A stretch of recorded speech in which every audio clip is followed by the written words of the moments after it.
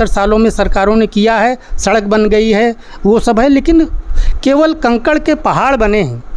स्वास्थ्य केंद्र बना हुआ है, उसमें न डॉक्टर हैं और करोड़ों की मशीनें धूल चाट रही हैं। भाजपा का कम से कम 3 मंजिला बिल्डिंग आरएसएस की अलग, भाजपा की अलग, हर ज़िले में बन गई है। कहाँ से बन गई? कहाँ से? ये कांग्रेस इतने दिन सत्ता की, लेकिन उसका कार्यालय टूटा फूटा एक मढ़ई में है। भाजपा में करते थोड़ा हैं और उसको दिखाते जाता है, मुँह तो कम हिलावा ज़्यादा। कि युवा वर्ग कि वो कहता है कि हम कहीं जाएंगे तो हमको 10 रुपया मिलेगा, अगर उसको चाट और समोसा खिलाने की व्यवस्था करिए तब तो वो मीटिंग में या कार्यक्रमों में आना चाहता है। इस चौराहे पर आपको कोकीन और चरस ये सब भी अगर आप ख़रीदना चाहते हैं तो उपलब्ध हो जाएगा। रहा है तो उसका मोबाइल निकाल करके आज के युवा उसको बेच करके स्मैक पीना चाहते हैं। कुछ पहले स्वयं सोचें कि वो किस लिए पैदा हुए हैं। बच्चा पैदा करने के लिए, कि 10 मंजिला बिल्डिंग बनाने के लिए, कि ईश्वर ने उनको इसलिए भेजा है कि जो ये सृष्टि है भगवान की बनाई, इसको पुष्पित पल्लवित करें। नमस्कार, मेरा नाम है गुलशन तिवारी और आप देख रहे हैं गांव वॉइस। गांव वॉइस के खास एपिसोड गांव बतकही में आपका स्वागत है। गांव बतकही में हम ऐसी शख्सियत से बात करते हैं जो समाज को लेकर, समाज के विकास को लेकर, गांव के विकास को लेकर और गांव से ताल्लुक़ रखते हैं। तो हम आपका परिचय ऐसे ही शख्सियत से करवाते हैं। तो इस वक्त हमारी मौजूदगी जो है प्रतापगढ़ ज़िले में है और ये जो है क्षेत्र जो है मुकुंदपुर है। और हमारे साथ जो आज खास मेहमान है बातचीत करने के लिए, दिग्गज जी इन्हें कहते हैं। तो हम सबसे पहले तो आपका बहुत बहुत स्वागत करते हैं हमारे चैनल पे। आपको बहुत बहुत स्वागत है। धन्यवाद भैया। तो आपका नाम कब से बदला? समाज के काम करते करते ये लोगों ने आपका नाम भी बदल दिया। आपका पहले नाम क्या था और अब नाम क्या? लोग आपको किस नाम से पहचानते हैं, बुलाते हैं, जानते हैं? जी, मेरा नाम दिवाकर द्विवेदी था, लेकिन हम लोग जब युवा संगठन में काम करते थे तो शुरुआत में जब मैं एनएसबी हुआ करता था तो उसमें 50 युवा जो कि क्रीम थे, जो बहुत राष्ट्र स्तर तक बाद में अधिकारी भी बने। तो उन लोगों ने ये डिसाइड किया कि हम लोगों को पान बीड़ी गुटखा नहीं खाना चाहिए अगर दूसरों को हमको मैसेज देना है तो, और दूसरी चीज़ जात सूचक शब्द नहीं यूज़ करना चाहिए समरसता के लिए। तो सब लोगों का, एक दूसरे लोगों ने, किसी का प्रेम, किसी का राही, किसी का कुछ, तो हमारा लोगों ने दिग्गज, चूँकि हम हायर सिंह थे, जो निर्णय लेते थे उसको 1 घंटे में क्रियान्वित करते थे, अटल रहते थे और उसको कोई बदल नहीं सकता था। तो इस वजह से हमारा लोगों ने दिग्गज नाम रखा। तो हम दिवाकर दिग्गज के रूप में ही उसको दस्तखत करने लगे, पर्चे, पोस्टर, पंपलेट में वही नाम छपवाने लगे, तो हमको लोग उसी नाम से जानते हैं। जी। हम चाहते हैं कि थोड़ा आप संक्षिप्त में परिचय दे दीजिए अपने बारे में और कब से इसकी शुरुआत की गई, थोड़ा सा। जी, हम तो बताए कि हमने बीएससी करने के बाद हम समाज सेवा में आए और उसके बाद चूँकि यहाँ के प्रोफेसर वासुदेव सिंह वो विधायक हुआ करते थे, तो वो हमारे राजनीतिक गुरु थे, वो कांग्रेस से बिलोंग करते थे। तो मैंने कांग्रेस में जब तक वो रहे मैं उनका प्रतिनिधि के रूप में काम करता रहा और कांग्रेस में रहा। फिर उसके बाद हम बसपा, सपा, कम्युनिस्ट, कोई ऐसा दल नहीं बचा जिसमें कि हमने इलेक्शन में काम नहीं किए हैं। उमाकांत यादव भी हमको अपना दाहिना हाथ मांगते थे जब बसपा से वो यहाँ से सांसद हुए थे। और सपा के जनता दल के रिजीम में राम लखन यादव को हमने यहाँ से जिताया था अपने बल पर। और जब मैं सक्रिय था तब बगैर मेरी इच्छा के कोई भी विधायक या सांसद यहाँ से नहीं हो सकता था, ये गारंटी थी। अब चूँकि मैं थोड़ा सा सक्रिय नहीं हूँ तो अब वो बात नहीं रह गई है, लेकिन आज भी मेरे पास अगर मैं निकल जाऊँ राउंड पर तो हमारे लोग हैं और हमारी एक वॉइस है, और जिस दल के साथ हम निकल जाते हैं तो कम से कम 2000 वोट उसका बढ़ या घट जाता है। तो ऐसी स्थिति आज भी है। आप जो है समाज सेवा कब से इस क्षेत्र में कब आना हुआ और कैसे आना हुआ और किस तरीके के लोग आपके पास जो है समस्याओं को लेकर आते रहते हैं? इसमें आने की बात जहाँ तक है तो हम जब हाई स्कूल में पढ़ते थे उसी समय एक हमारे हिंदी टीचर और जो वाइस प्रिंसिपल थे पब्लिक इंटर कॉलेज चौकिया के, वो धार्मिक और सामाजिक कार्यों पर अपनी बात क्लास में रखते थे। तो हाई स्कूल से ही हमारे मन में समाज सेवा और लोगों के प्रति कार्य करने की भावना जगी। और उसके बाद फिर मैंने बीएससी करने के बाद नौकरी न करने का निर्णय लिया और यहाँ पर आकर के हमने पहले अपने युवा साथियों से सोचा कि एक ऐसा संगठन बनाएं। तो हमने लोगों से पुरानी किताबें लेकर के लाइब्रेरी पहले इस्टेब्लिश की और फ्री लोगों को ट्यूशन पढ़ाने से कार्यक्रम शुरू किया। फिर वो हमारी मुलाकात 1973 में ओपी कुमार नेहरू युवा केंद्र के यहाँ पर युवा समन्वयक थे, उनसे हुई। फिर उसको हमने ज्वाइन किया, उसमें मैं एनएसवी बना, फिर युवा नेता, फिर बाद में युवा कल्याण विभाग में, युवक मंगल दल विभाग में मैं गया, वहाँ पर मैं प्रदेश अध्यक्ष तक रहा। और इस बीच युवा संगठन में खेल कूद, सामाजिक कार्यों और सांस्कृतिक कार्यक्रमों में भाग लेते हुए हमने अपनी एक संस्था 1980 में भारतीय संस्कृत रक्षा समिति के नाम की बनाई और उसके माध्यम से भारत सरकार विदेशों से फंड लेकर के विभिन्न प्रकार के समाज सेवा के कार्य गांव में करने लगा। और हमारी ये वो थी कि हम गांव को कुछ उन्नत करेंगे। और जब हमने अपना कार्य शुरू किया कि हमारे पास खेल कूद के सब संसाधन हों, तो गांव के लोग ये कहते थे कि अरे कैसे कर पाएंगे, बजट कहाँ से मिलेगा। लेकिन वो मैंने करके दिखाया कि हमारे यहाँ कम से कम 50, हमारे स्टोर में 50 वॉलीबॉल, हॉकी के कम से कम 50 स्टिक, गोला, जेवलिन, ये सब भरपूर पर्याप्त रहा करते थे। फंड की कोई कमी नहीं थी। और बराबर यहाँ पर मंडल स्तरीय, प्रदेश स्तरीय, न्याय पंचायत स्तरीय, जिला स्तरीय प्रतियोगिताएं, सांस्कृतिक कार्यक्रम की, वाद विवाद की, खेलकूद की, कबड्डी, वॉलीबॉल आदि सभी प्रकार की होती रहती थी।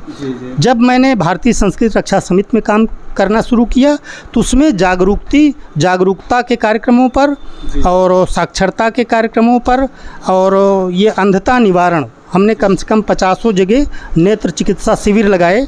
अब तो सरकार ने बैन कर दिया। पहले हम टेंट में आँख का ऑपरेशन करते थे, 10 दिन तक उनके खाने पीने की व्यवस्था करते थे और फिर मरीज चले जाते थे, उनको फ्री चश्मा दिया जाता था। जी, आपने इस सफ़र की शुरुआत जो है 1973 से शुरुआत किया था और जो युवा हैं उनके लिए आप कुछ बेहतर करना चाहते थे, जो क्षेत्र की समस्याएं होती हैं। तो जैसे आप गांव से ताल्लुक़ रखते हैं, तो ये जो क्षेत्र है मुकुंदपुर क्षेत्र है, तो यहाँ पे विकास कार्यों की क्या स्थिति है और क्या क्या यहाँ पे समस्याएं हैं, अगर आप क्या बेहतर करना चाहते हैं क्षेत्र के लिए? देखिए, ये क्षेत्र तो बहुत अच्छा है। पहले आप ये समझिए कि हम जब वॉलीबॉल या कबड्डी की प्रतियोगिता होती थी तो कम से कम 300 लोग चारों तरफ खड़े होकर के देखते थे और खिलाड़ियों का उत्साहवर्धन करते थे। आज की स्थिति, और मेरी एक आवाज़ पे यहाँ पर आधे घंटे के पीरियड में 500 लोग इकट्ठा हो जाते थे। कभी कोई कार्यक्रम हो तो मैं यहाँ से अनाउंस कर दूं तो 500 लोग इकट्ठा हो जाते थे।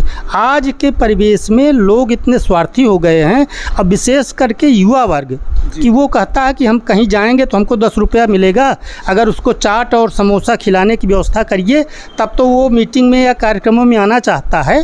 और हमारे पीरियड में इस प्रकार की बात थी कि लोग ये सोचते थे कि हम समाज को कितना दे सकते हैं, और वो ये बात नहीं करते थे कि हमको क्या मिलेगा। आज युवा संगठन बनाने की बात आती है तो कागज़ पर फर्जी 25 लोगों का नाम लिख करके लोग संगठन बना लेते हैं। और हम लोगों के पीरियड में गांव स्तर के संगठन बनाने में पूरा गांव इकट्ठा होता था, कहीं कहीं तो थानाध्यक्ष को आना पड़ता था। लोग इतने उतावला हो जाएं कि हम अध्यक्ष बनेंगे, हम महामंत्री बनेंगे। और आज किसी गांव में आप जाइए तो वो लोग, युवाओं की इसमें कोई रुचि नहीं है, सब वो राजनीतिक दलों के पीछे भागते हैं। और रही बात विकास की, विकास तो काफ़ी 70 सालों में सरकारों ने किया है, सड़क बन गई है, वो सब है, लेकिन केवल कंकड़ के पहाड़ बने हैं।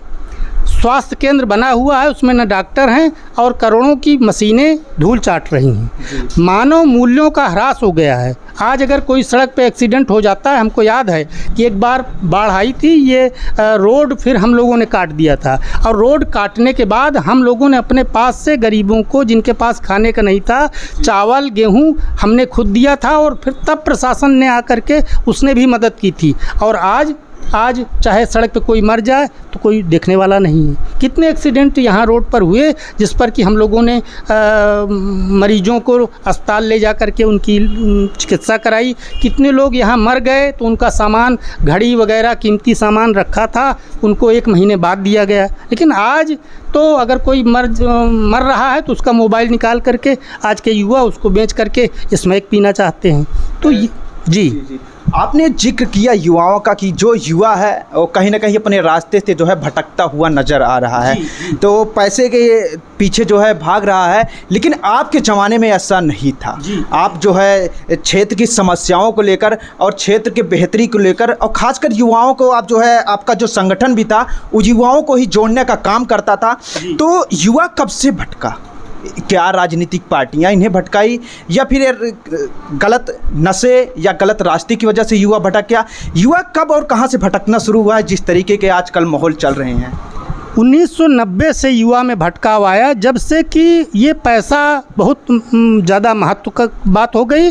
और ये नशे की भी, पहले तो गांजा भांग तक गांव में रहते थे, लेकिन आज इस चौराहे पर आपको कोकीन और चरस ये सब भी अगर आप ख़रीदना चाहते हैं तो उपलब्ध हो जाएगा। यहाँ पर कई बार रेड हुआ और पुलिस ने ऐसे पदार्थों को बेचने वालों को भी पकड़ करके बेचा, तो हमको भी इस बात की जानकारी हुई कि इस गांव स्तर पर इतनी विकट समस्या हो गई है। और आज मैं ये देखता हूँ, एक यहाँ पर तालाब है, वहाँ पर शाम को 5 बजे आप जाएँ तो कम से कम 50 लड़के 13 से 15 साल के उम्र के बीच के लुढ़के हुए आपको मिलेंगे। जुहू चौपाटी हो गई है ये गांव, और जो लोग सुनते थे कि जुहू चौपाटी बम्बई में है, तो आज गांव-गांव में इस प्रकार का नशे का और ये सब व्यवस्थाएं बढ़ती जा रही हैं। ये 90 से इसकी बात आई।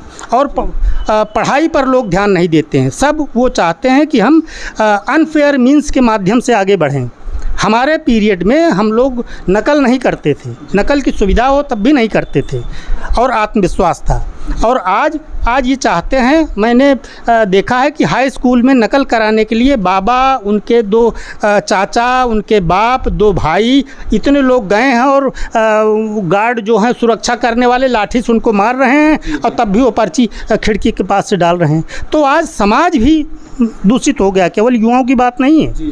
आज समाज, बाप ये कहता है कि बेटा कुछ ऊपरी है कि नहीं नौकरी में, और जब देना पड़ता है तो कहते हैं घूस मांग रहे हैं। आज समाज में वृद्ध और अन्य वर्ग के लोग भी प्रदूषित हो गए हैं, और वो भ्रष्ट आचरण को बढ़ावा देते हैं। आपकी बातों से मुझे लग रहा है कि जो युवा हैं उन्हें भटकाने में सबसे पहला जो कदम है, हमें लगता है वो घर परिवार का ही है। तो ऐसे माता पिता के लिए आप क्या संदेश देना चाहते हैं कि जो इस रास्ते अपने बच्चों को भेज रहे हैं?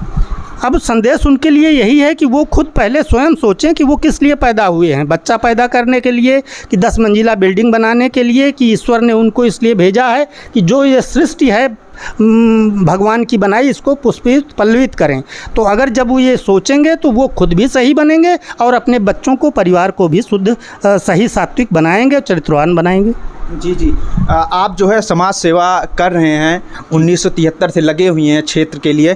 तो हम आपसे जानना चाहते हैं, इस समय जो पंचायत चुनाव के बाद, त्रिस्तरीय पंचायत चुनाव के बाद विधानसभा चुनाव की सरगर्मियां तेज़ हो गई हैं, तो ऐसा कहा जा रहा है कि जो मायावती हैं वो ब्राह्मणों का वोट जुटियाने में जो है लगी हुई हैं, और जो सपा है, समाजवादी पार्टी, वो जो छोटे छोटे दल हैं उन्हें गठबंधन की तरफ जोड़ने का काम कर रही है, और जो बीजेपी है वो जो अपने 5 वर्षों में उन्होंने काम कराया उसको जनता के बीच में लाने में जुटी हुई हैं। तो क्या लगता है आपको, इस बारी चुनाव में क्या होने वाला है? कुछ बदलाव होने वाला है कि फिर क्या होगा आगे? देखिए, बसपा तो अपने मकसद में कामयाब इसलिए नहीं होगी कि उसने ब्राह्मणों का साथ लेकर के एक बार सत्ता बनाई, लेकिन उसके बाद उनका आचरण वो ठीक नहीं रहा। रही बात भाजपा की, भाजपा के अंदर भी कुछ कमियां आ गई हैं, इसलिए उनका वोट प्रतिशत तो कम होगा। उनकी हो सकता है सरकार बन जाए, लेकिन बहुमत इतना नहीं होगा। और भाजपा के कंटेस्ट में इस समय केवल सपा चल रही है, दूसरे नंबर पर सपा होगी। अब सपा इतना आगे बढ़ जाएगी कि वो सरकार बना लेगी कि भाजपा की ही सरकार बनेगी, इस पर अभी नहीं कहा जा सकता। हम जो है लोगों में, गाँव में जा रहे हैं और लोगों से बातचीत कर रहे हैं, तो उनका कहना है जो ब्राह्मण हैं, हम उनकी सबकी बातों करें, मेरी बात नहीं है, जो हम ढूंढे हैं गांव की गलियों में, गांव की मिट्टी में जा के उसे हम बता रहे हैं कि जो ब्राह्मण हैं वो जो त्रस्त हैं इस सरकार से, वो कह रहे हैं इससे अच्छा कांग्रेस थी, और जो भी पार्टियां हैं सपा से भी अच्छा कर रही हैं, कांग्रेस थी। तो कांग्रेस इस तरीके से कैसे यूपी से उखाड़ फेंक दी जनता, क्या कारण रहा? आप कुछ इसमें आपके अनुभव क्या है, क्या आप बताना चाहेंगे? देखिए, कांग्रेस में भ्रष्टाचार, उनके नेताओं में भ्रष्टाचार आ गया था। आप देखते हैं कि वो नोट के गद्दे पर सुखराम सोया करते थे। तो इन सब की वजह से जब जनता ने इस बात का खुलासा हुआ तो उनको दूध की मक्खी की तरीके से निकाल दिया। लेकिन अब भाजपा भी वही कर रही है। अब आप ये जान लीजिए कि 60 साल के शासनकाल में, 40 साल के शासनकाल में कांग्रेस का हर प्रदेश के हर ज़िले में कार्यालय नहीं है, लेकिन भाजपा का कम से कम 3 मंजिला बिल्डिंग आरएसएस की अलग, भाजपा की अलग, हर ज़िले में बन गई है। कहाँ से बन गई? कहाँ से? ये कांग्रेस इतने दिन सत्ता की, लेकिन उसका कार्यालय टूटा फूटा एक मढ़ई में है। और इनका केवल प्रतापगढ़ की बात नहीं कर रहे हैं, हर प्रदेश में, हर ज़िले में बन गया। तो ये तो उनके भी बाप भ्रष्टाचार में निकल गए। आज पब्लिक को जिस काम के लिए 100 रुपया घूस देना पड़ता था, आज आप जाइए तो अधिकारी निरंकुश हो गए हैं और वो 500 रुपये घूस मांग रहे हैं, कोई पूछने वाला नहीं है। दूसरी चीज़, ब्राह्मण असंतुष्ट इसलिए है कि इस सरकार में कांग्रेस में ब्राह्मणों की पहुंच होती थी, लेकिन भाजपा के शासन में ब्राह्मणों को चुन चुन करके मारा गया, चुन चुन कर पीटा गया और उनको उचित प्रतिनिधित्व नहीं दिया गया। ये मोदी, शाह, ये सब जो हैं वो पिछड़ा वर्ग और बसपा की तरीके से काम कर रहे हैं, इसलिए से ब्राह्मण कुछ नाराज़ हैं। लेकिन ज़्यादातर लोग ये कहते हैं कि ठीक है, हमका भले मोदिया योगिया मारे, लेकिन हम जो है वोट उसी को देंगे क्योंकि ये हिंदुत्व के लिए काम कर रहा है, ये हमारे मुख्य मिशन पर काम कर रहा है। तो इसलिए सभी ब्राह्मण इस मोटो पर नहीं हैं और इस वजह से ये सोचना कि सब ब्राह्मण भाजपा से नाराज़ हैं, तो ऐसी बात नहीं। हम देख रहे हैं कि इस समय जो है, जो मोदी सरकार है, गरीब कल्याण योजना के अंतर्गत जो गरीब हैं वो सरकार कह रही है कि 80 करोड़ लोगों को जो है मुफ्त अनाज दिया जा रहा है। तो कल हमने देखा वो बड़े पैमाने पे जो है प्रधानमंत्री भी उसको संबोधित किए, योगी जी ने भी उसे संबोधित किया। तो क्या लगता है, गरीबों को 5 किलो राशन दे के एडवर्टाइजमेंट किया जा रहा है, अपनी पार्टी का प्रचार किया जाए, जिस तरीके से थैले पर मोदी और जगह जगह बैनर पोस्टर लगे दिख रहे हैं, इस पर क्या कहना चाहते हैं? सरकार योजनाओं का क्रियान्वयन, गरीबों को 5 किलो राशन देके अपना प्रचार कर रही है कि क्या है? बिल्कुल, यही तो मैंने बताया कि भाजपा में करते थोड़ा हैं और उसको दिखाते जाता है, मुँह तक कम हिलावा ज़्यादा। ये हाल इनकी है। इन्होंने पुलवामा में अटैक किया और वो किया, इंदिरा गांधी ने पाकिस्तान को 2 खंड में बांट दिया, लेकिन उसका उन्होंने प्रचार नहीं किया कि कांग्रेस ने इस बात को किया। इन्होंने पुलवामा में अटैक आतंकवादियों ने किया और एक स्ट्राइक क्या कर दिया कि ये गांव-गांव में आरएसएस वाले और बीजेपी वाले पूरा शहीदों का वो करने लगे और अपना प्रचार करने लगे। पूछिए, आप अनाज दे रहे हैं तो उसमें प्लास्टिक की 1-2 रुपए की थैली में अपनी फ़ोटो छपवा करके सब तक पहुंचाने का कि बस ये मोदी कर रहे हैं। तो ये सब बातें इनकी कथनी करनी में साम्य नहीं है। ये थोड़ा करते हैं और प्रदर्शन ज़्यादा करते हैं। जी। अपना समय निकालने के लिए, हमसे बातचीत करने के लिए आपका बहुत बहुत धन्यवाद। धन्यवाद भैया, धन्यवाद। ऐसे ही तमाम गांव के शख्सियत से हम आपके परिचय कराते रहेंगे, उनसे मुलाकात करवाते रहेंगे। तो आज के लिए बस इतना ही, मिलते हैं किसी अन्य ऐसे शख्सियत के साथ। तब तक जुड़े रहें गांव वाइज के साथ। अगर आप चैनल पर नए हो तो हमारे चैनल को ज़रूर सब्सक्राइब करें। धन्यवाद, नमस्कार।